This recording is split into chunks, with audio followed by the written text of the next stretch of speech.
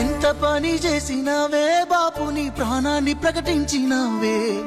ఓ తల్లి నువ్వన్నావే, లేదంటే నన్నన్న తీసుకోమన్నావే. మేమంటే నీకెంత ప్రేమే, ఎంతటి త్యాగానికే దిగినావే.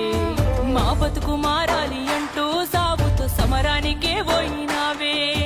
తెలంగాణ తల్లి దీక్షనే భూని అందుకోమన్నావే ఆత్మ నైవేద్యం. నీ పేగులు పటపటమంటే బాపు మా పళ్ళు పటపట నూరినామే. నీ ప్రాణదీపమారుతంటూ ఉద్యమ దీపాలమై లేసినామే.